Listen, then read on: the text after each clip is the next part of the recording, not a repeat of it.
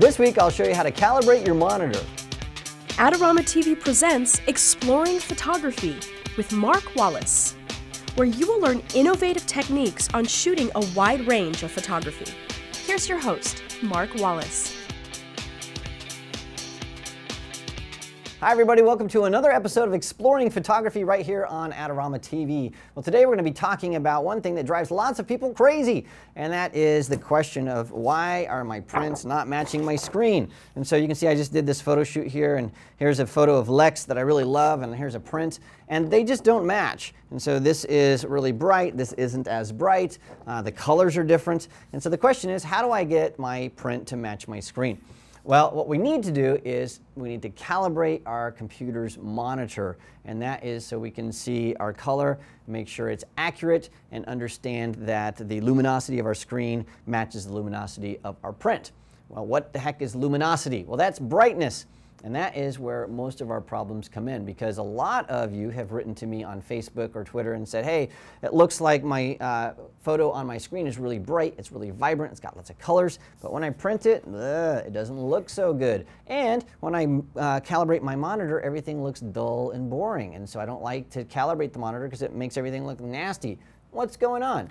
Well, what we need to understand is the difference between a computer monitor and a print. Specifically, a computer monitor is projecting light, and so it's like a flashlight. It is shining light right into your eyes, and a print is reflecting light. And so the print really is dependent on how much light you have in the room. If the window's open, if the window's closed, if the lights are on, or if they're off, everything changes. Now, to really make sure you understand this, we have a nifty animation that explains all this stuff.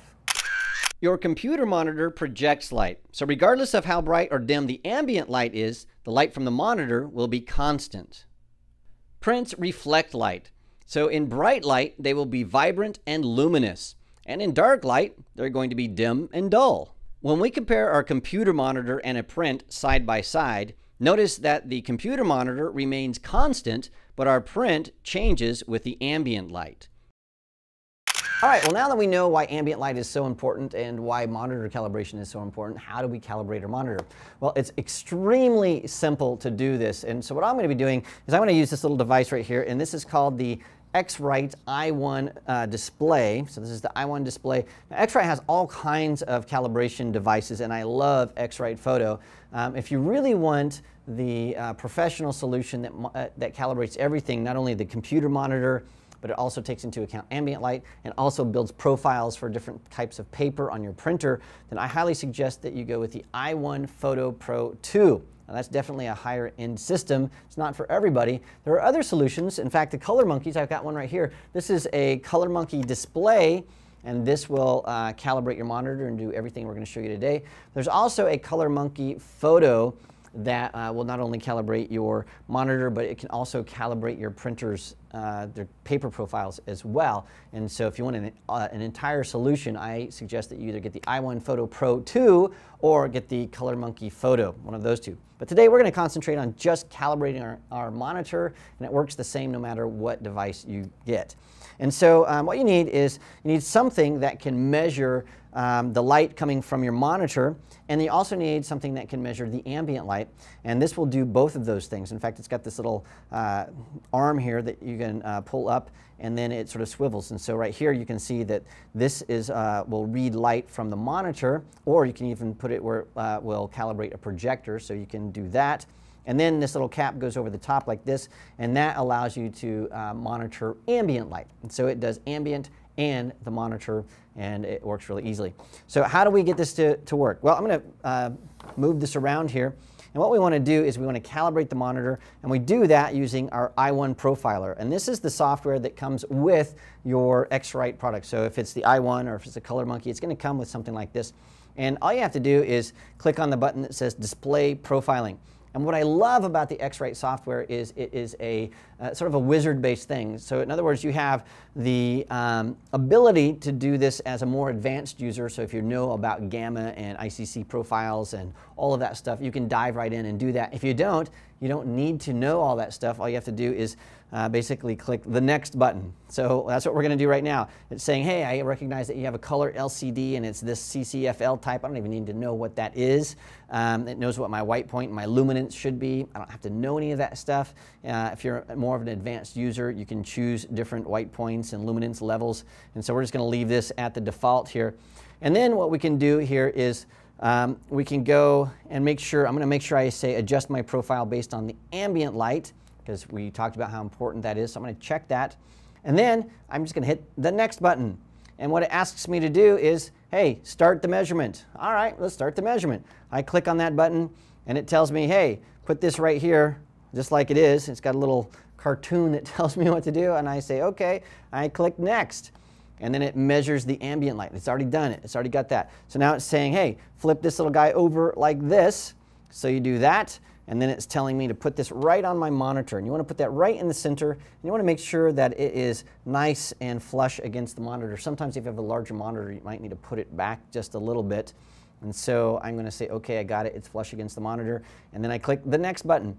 Now the next thing that happens, as you can see this here, it's going to be going through all of these cycles of measuring luminance and the colors. And so what it's saying is, how bright is absolute white? When I tell the computer to be absolute white, how bright is that? How dark is absolute black? When I tell the computer to show me red, is it actually red, or is it a little bit off red? Is it maybe an amber? When I say project blue, is it actually blue, or is it maybe a purple? And so it's saying, show all these different colors and all these different brightnesses of gray, and then it's measuring that with this device, and then it's recording all of those results. And so it knows if it should be displaying red, but the computer is displaying something else. It knows what kind of adjustment to make so that red is red, blue is blue, green is green. All of your colors are accurate, and it also knows how bright the monitor should be so that it emulates what a print is going to look like in that ambient light. And so it matches all that stuff up. Now this is going to take a few minutes. This is going to take about 5 minutes or so, maybe 3 minutes, depending on the speed of your computer. So we're going to let this finish,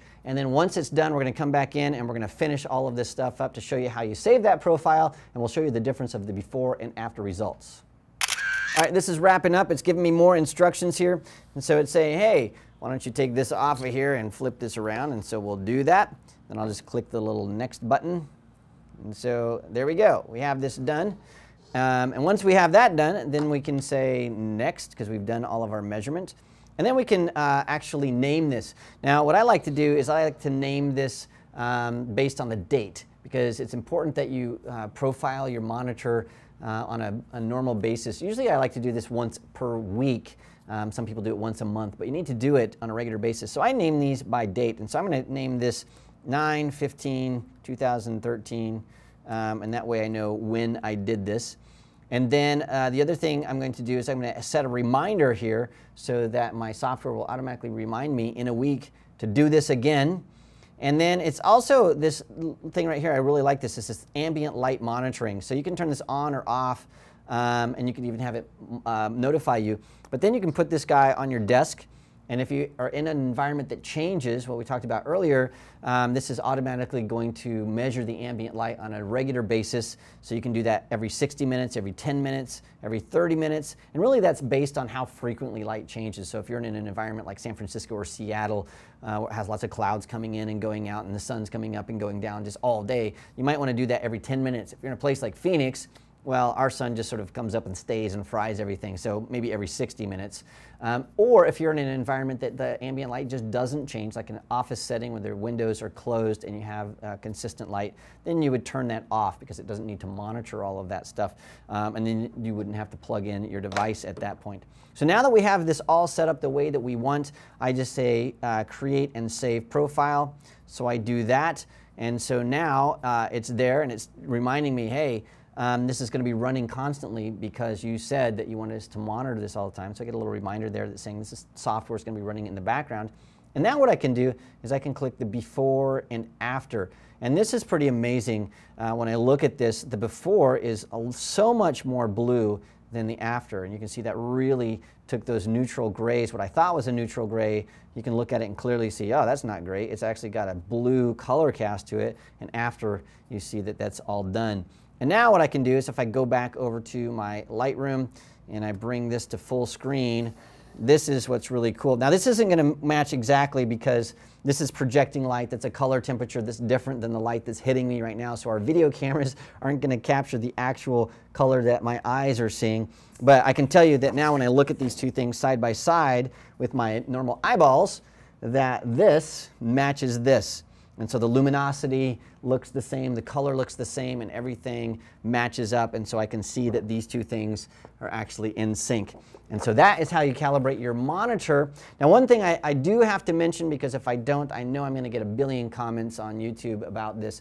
The way that you make sure also that this matches is when you print, you need to make sure that you choose the correct color profile for the printer and the paper. We don't have time to go into that right now, but it is important that you print correctly as well.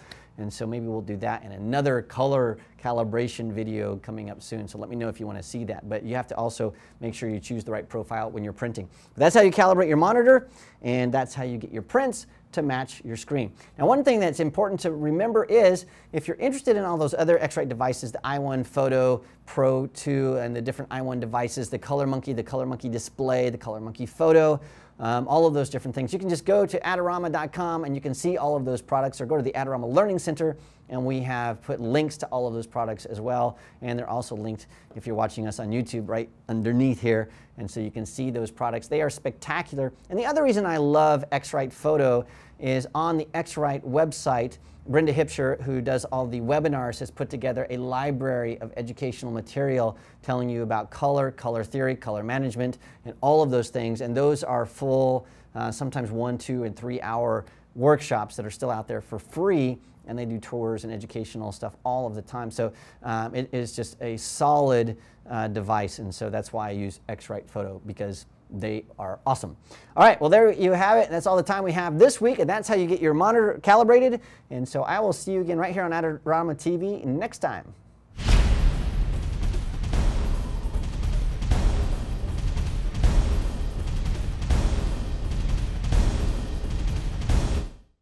Hi, everybody. What up? This week I'll show you how to This week we'll show you what it's like to be drunk and do voiceovers. And so we'll talk to you a little bit about the step that we're fudge. Do I look like I have green chili coma? I could eat another 5 bowls of that salsa right now. Maybe not right now. How much salsa did we eat? I think I ate 3 bowls of green salsa myself. Want to get the most out of your Adorama photography equipment? Visit our Learning Center, where you can read popular articles, how-to tips, buying guides, and product reviews.